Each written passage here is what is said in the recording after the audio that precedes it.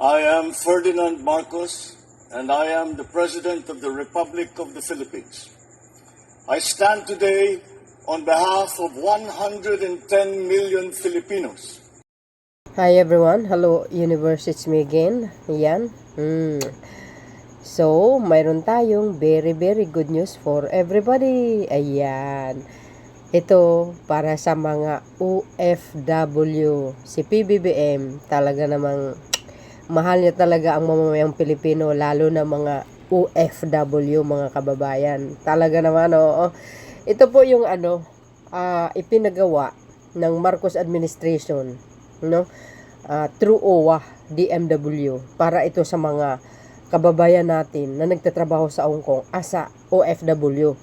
Ayaw, for sure guys, no? Ayaw ng Pangulo na makita itong ating mga kababayan na yung nakaupo kung saan-saan, kwentuhan. So, ang ginawa ng Pangulo, maganda ito guys, ha? Ito, tingnan nyo, itutur tayo ni OWA Admin Arnel Ignacio. But before that, basahin ko ito yung sinabi niya. Sabi na dito mga kababayan, dahil ang utos ng ating Presidente Bongbong Marcos ay alagaan ang ating mga OFW. Ito ang OFW Global Center para sa inyo. Ay wow! O di ba? Sinong nakaisip niyan? Ang Pangulo. Siyempre kasama yung mga gabinitis niya. Kasi ayaw ng Pangulo guys nakikita ang mga OFW kung saan-saan nag-umpukan, kwento-kwento, picnic-picnic. Ito maganda na, 'di ba? Mayroon na silang pupuntahan. Very classy pa. Oh, ito guys, mala cheater ang lawak nitong mga kababayan. O ito, tingnan natin pakinggan po natin itong sinabi ni OWA Admin Arnel Ignacio. Maganda ito guys. Nako, nakakataba ng puso. At least, ang idea na yan ay nanggagaling sa punong hekutibo.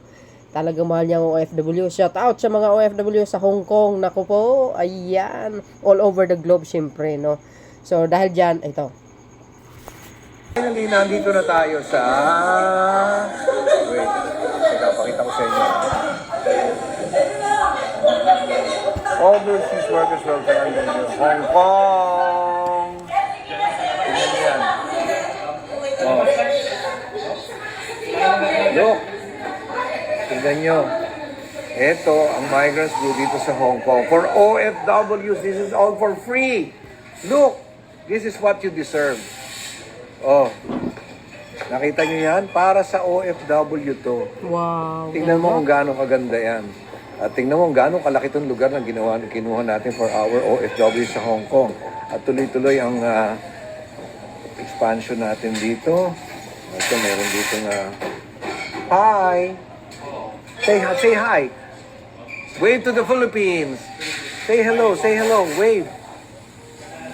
Ayan. Mga Chinese ang mga gumagawa. Ayan, dito. Diba? Dito ba yung multi... Ayo? Dito po. Dito po yung ayaw mong... Ayan ang gano'ng kalaki ito. This is our recreational O yung yung stress. Alam mo, pag ginawa mo yun, This is our counter. wow, ay ang ganda-ganda naman. Look. Oh, ikaw ba mag-iisip kang problema ang pupuntahan mo rito? Ganda, oh. Diba? This is the offices of the Philippine Community Association. Ay, nakakatuwa Yan naman. ang offices Oh. nila. Ito, demo mo yan. Yan. Ayan, Ito ang ating filing. storage. Storage natin. Look. Storage siya. Look. Yan. Oh, see? This is Soya Yamanin. Diba? Yan. Again, ito, pag sinabi namin mahal namin kayo, dito namin ina-express. Dito yung mga rooms, admin, yung sinasabi mo na stress. Oo, ang gagawin natin doon sa stress room, yung pwede silang magsira, magsisigaw. Dito po. Umupa kaya tayo na sasampalin nila pagka kinalawa sila na asawa nila. Umupa lang sa Hi, Christine, oo. Para meron tayong mga innovative ideas.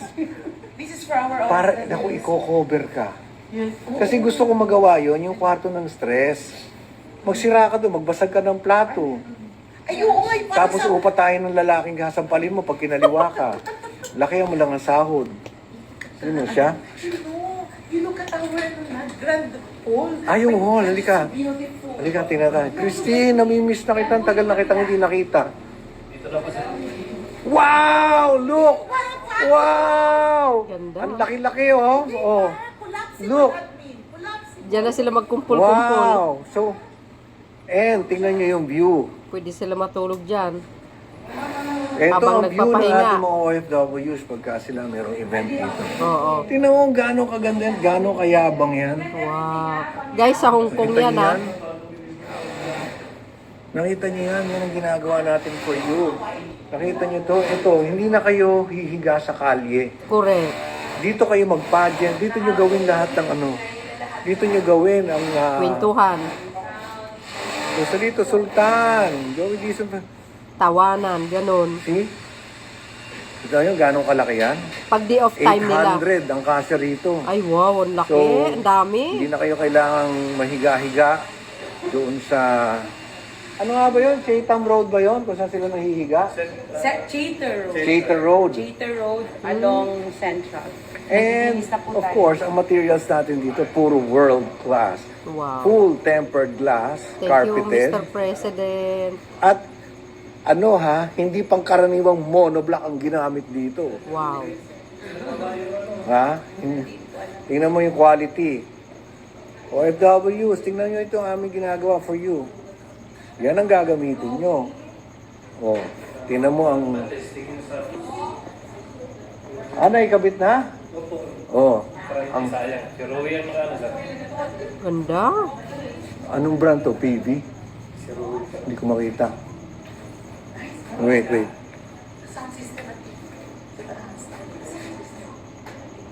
Oh, shout out sa inyo mga bes.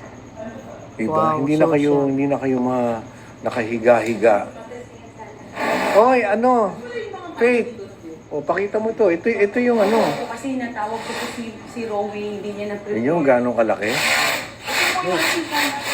Ano to? Station para sa lahat ng Ito sound yung system. sa sound system natin. Ito. Control. Ayan ang control room. Ito ang control ng aircon. Ano nyo? Lawa. This is a global first. Oo. Hoy, Aling Butch. Si Aling Butch gumabay. Our computer room. Computer room natin. Oh. Kompleto. Oh, see? Only the best. Hi. Media room. Media room. Diyan po yung ating Media, podcast. yes. Pag kunwari may our conference. Hi! Oh, conference ka dyan. Mag-usap ko lang ako ng signal. Ay, bakit? Ayun, bumalik na. Hey! Oh, no, Faith. Diba ang ganda? Mga taga-MW. Oh, ito na. Oh, dinner.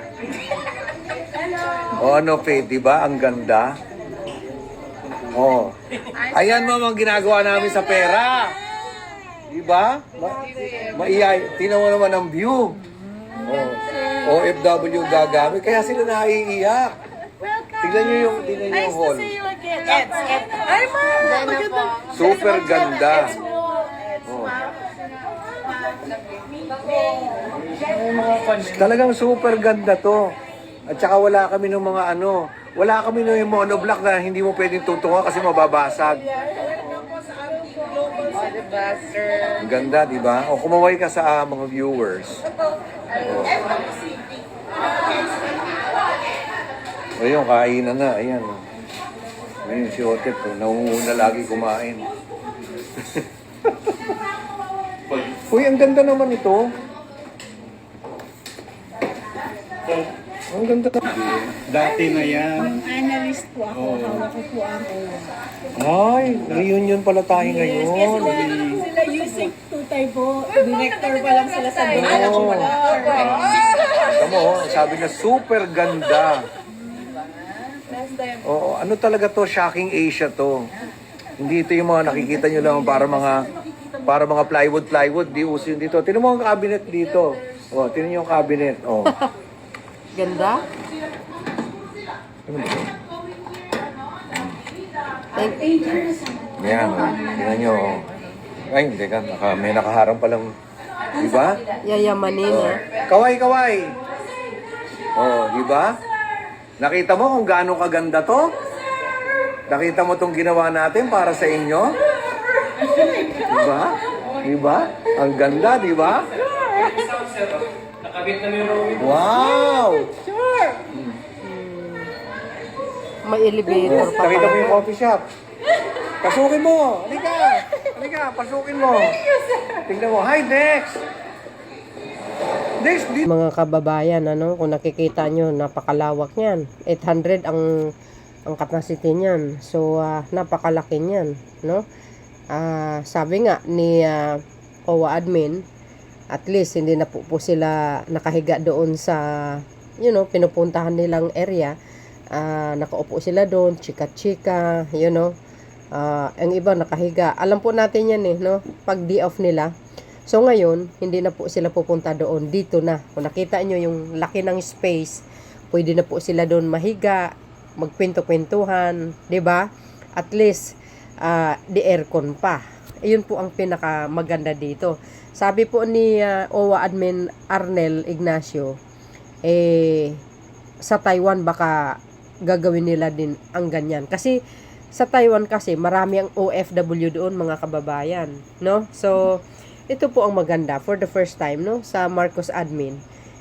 Alam nyo naman si PBBM, mga kababayan, parang ayaw niya makita siguro yung mga OFW nakaupo lang doon, parang kawawa ang dating, no? So well, naisip nila yung ganyan, itong current administration. Siyempre, sa Pangulong Marcos Jr., ayan po ang utos niya, naalagaan ang mga OFW. Huwag niyo sabihin walang DDS dyan. Natural, madi-DDS man, o Marcos loyalist kay supporters, o mga dilaw ka man na OFW, walang pakialam ang Pangulo. As long as Pilipino ka, karga kanya habang siya po ay Pangulo ng Pilipinas. O, di ba? Ganun po siya ka hands-on na tumulong sa mga OFW. Sabi ko nga, 'di ba, mga kababayan, mahal niya talaga ang mamamayang Pilipino. Walang political color ang Pangulo. Kayo, yung mga DDS lang ang namumulitika actually. Alam niyo naman si PBBM, mga kababayan, napaka mabait yan. Hindi nga marunong magsalita ng masama o magmura, no? So kung nakita niyo dito ang ganda, 'di ba? Grabe. Oh, at least nakikita nyo kung saan napunta ang taxes ng mamamayang Pilipino o yung mga taxes ng mga OFW. Yan, binabalik din sa kanila. Sinong may idea? Sige nga, huwag mo sabihin si Digong. Ang may idea, siyempre, ang pinuno ng bansa, OWA, DMW. Di ba? Kaya yan ang yan ang maganda dito, mga kababayan, sa ating mahal na Pangulo. Lahat nakikita niya, napapansin niya. Talagang kung yung sa Qatar nga, mga kababayan, balita kanina na nakulong yung mga OFW na DDS doon, kinabukasan binigyan na kaya kagad ng aksyon. Padala ng pinakamagaling na abogado. Yun, temporary release. Pero siyempre, hindi papayag ang Pilipinas. Nagpadala ng magagaling na abogado para matuluyang makalaya sila. So ngayon, hindi na sila nakakulong for the temporary release yun. Nako, tingnan nyo naman kaganda yan, ang view. So salamat kay OWA admin Arnel Ignacio dahil siyempre, dahil sa kanila, sila ang in charge yan. Talaga namang magaling sila mamuno din naman. Bilang empleyado ng OWA. Ito si OWA admin Ignacio, talagang sipag ito, mga kababayan, no? Sobrang sipag niya kaya maraming salamat sa kanya, no? Talagang masipag ang mga gabinitis ng Marcos administration. Sa panahon panahon ng mga dating admin, walang ganito, guys, 'di ba? Tingnan nyo naman ngayon sa NAIA. Pag dumating ang mga OFW, mayroon silang OFW lunch dyan. Kompleto pa yung mga pagkain, libre pa, kape. Magpapahinga sila. Pwede silang luluwas ng Maynila, matutulog sila doon, kinabukasan flight. Diba? Galing. Napakaganda ba naman yan, guys? Oo, may elevator pa. Wow, galing. Ganyan si Pangulong Marcos Jr. Ayaw niya pa makita yung ating mga kapwa Pilipino na parang kawawa. Ano? Galing naman talaga ng idea nito. Biro nyo yan, mga kababayan. So, sa Taiwan, sabi ni OWA Admin Ignacio, magkakaroon din ng ganyan. Biro nyo yun, mga kababayan. Ito guys at tinanggalan ko ng kumbaga hindi ko na pinaparinig yung boses ni OWA Admin Ignacio kasi may music, baka makapiright tayo. So dahil dito guys, ano po ang kapalagayan nyo? A shout out sa mga OFW, congratulations. At least mayroon na kayong pagpahingaan. Social, mga bes. O, diba? For sure, baka sa Europe, mayroon din ganyan. May iwan ko lang guys hindi ako sure. Basta ang alam ko, sabi ni Admin Arnel Ignacio, sa Taiwan, magkakaroon ng ganyan. So yun guys, maraming salamat sa inyong watching. See you again on my next upload video. Sabi ni Admin, share ko. Thank you for watching. See you again on my next upload video. Bye bye bye and babush. God bless Philippines. Shout out sa mga OFW Hong Kong.